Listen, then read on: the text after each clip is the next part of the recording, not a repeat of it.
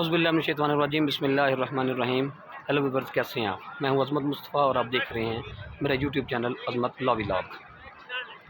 मैं जी आज कश्मीर में मौजूद हूं, यहाँ पे आज़ाद कश्मीर में। और अब मैं इस वक्त मौजूद हूँ वादी नीलम में। जी इस जगह का नाम केरन है, जो कि वादी नीलम ज़िला जो है, वादी नीलम जो है ये उसमें ये जगह मौजूद है। और आज जो है, क्योंकि मैं यहाँ पे जैसा कि मैंने कल की वीडियो में बताया था कि हम यहाँ पे आए हुए थे हाई कोर्ट मुज़फ़्फ़राबाद में। हमारा केस था 491 का। तो वहाँ पे रिट के बाद हम जो है वो कल जो है वो केस से फारिग होकर हमने यहाँ पे स्टे किया है।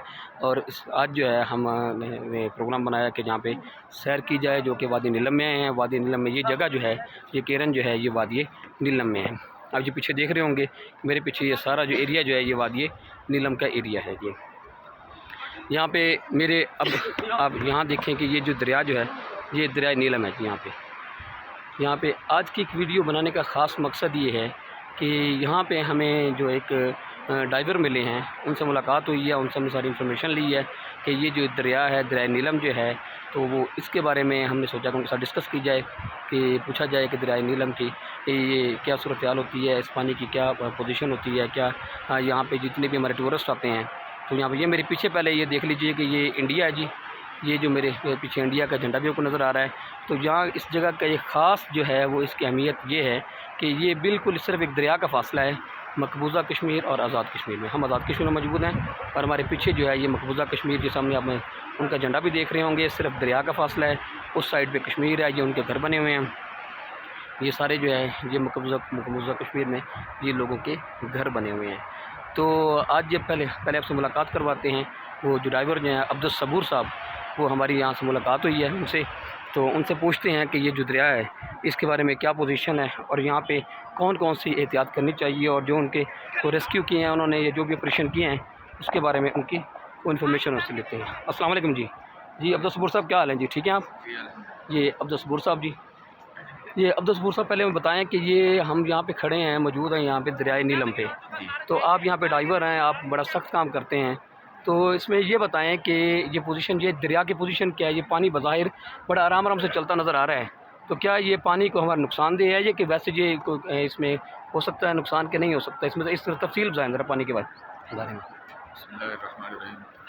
पहली बात तो ये दरिया जितना आपको सुकून दे नज़र आ रहा है और इजी इसको ना लिया जाए, ये बहुत ख़तरनाक डेंजरस दरिया है और इतना डेंजरस है आप तसव्वुर नहीं कर सकते। गहराई का भी कोई इसका अंदाज़ा नहीं है। इसका कहीं पानी ठंडा है इसका जी? पानी सर इतना ठंडा है कि आप बर्फ़ भी आपको शायद तो कोई आपको सर्वाइवल करवा सकती है, लेकिन ये पानी आपको सर्वाइवल नहीं करवा सकता। सही सही। अभी आपसे बात हो रही तो आप बता रहे थे कि ये पानी डिबो के नहीं, ये जमा के मारता है, तो उसके बारे में आप क्या कहते हैं?